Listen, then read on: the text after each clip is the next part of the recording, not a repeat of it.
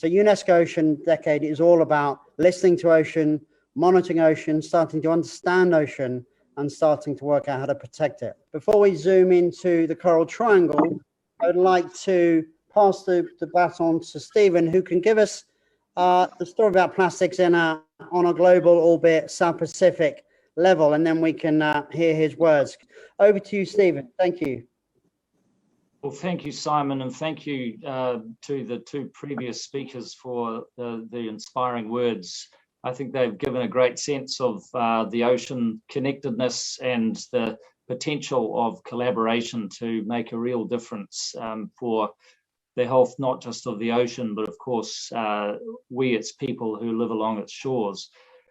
I've just titled this presentation, Plastic, a Gateway to Healthier Island Communities, because I thought it would be useful to talk about how plastic, even though we are engaging it as an environmental problem, it really is a gateway issue. If you can grapple with the problems of plastic pollution, you can understand the vulnerabilities of many other aspects of the ocean and the interdependency between the natural environment and people's livelihoods.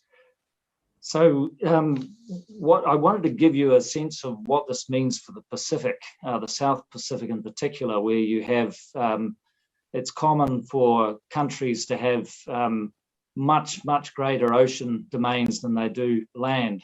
The photograph on the right is of me standing at the narrowest point of the main island of a 9-island group called Tuvalu. Now they have their total landmass across those 9 islands is 27 square kilometers, and their ocean domain is 1 million square kilometers. So you get a bit of a sense of how dependent they are on the ocean. One of the things that struck me when I was working as a special representative to the Commonwealth Clean Ocean Alliance was how often when I met ministers right across the Pacific, they would say that climate change was their biggest environmental challenge, but the number 2 was plastic. And that surprised me a little bit because, of course, we're talking about the Coral Reef Triangle, and the South Pacific region covers somewhere between 1/4 and 1/3 of all the world's coral reefs.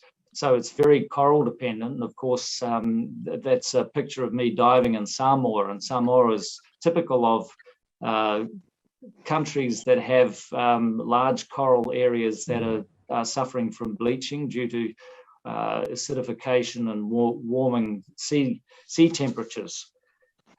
But if we, in the work that I was doing across the 54 nations of the Commonwealth, what we were really trying to do was look at plastic as a handle into some of the wider issues. So plastic is obviously a product of petrochemicals. Petrochemicals are a big source of greenhouse gases. So the industrial model that produces plastic pollution is also producing some of these other climate change related problems. And so if you can tackle one, you're actually tackling several at once. So with climate change, we see in these small, vulnerable Pacific countries that are very open to extreme weather events. Some, like Tuvalu here, is only 1.5 meters above sea level in most places. And so when the tide comes in, for example, you can see water forming on the grass between the runways at their main airport in Funafuti. Coastal erosion is a serious problem in many of the countries, and that's why they have such a focus on mangroves and coral as part of the ecosystem that slows that process. They're very dependent on fishing, both to feed their people and for their foreign exchange earnings, and therefore, ghost gear becomes quite a problem, not just because there are a lot of fishing fleets in their waters, some of them fishing illegally, but because the loss of fishing gear causes real environmental problems as well. We've talked about coral reef depletion, ocean acidification, but one thing that I think picking up on some of the social pressures that Jose Ramos Horta described, and that I'm working on through the COVID portfolio that I'm currently engaged with, is that if you get into tackling plastic pollution, it's often a way of engaging communities in a wide range of social issues. I'll give you an example. In both Fiji, which is the second biggest country in the South Pacific community, island community, with around 1 million people, and in Jamaica, another Commonwealth country, quite a bit bigger than Fiji, similar problems were described to me of how plastic pollution was particularly bad in the informal housing sector. In other words, what some people would call the slums. And they said, look, if we could get a waste collection service going in these communities, we would be able to deliver better education, better health services, better infrastructure generally. So you can see that all these things are interconnected. You're familiar, of course, with the Pacific Gyres. Oh, just a couple of pictures. That's the Tuvalu's landfill on the right, and that's a picture of the shoreline in Kiribati in the northern part of the South Pacific. So if you look at where the Great Pacific garbage patches are, the three in the Pacific, you're familiar with that.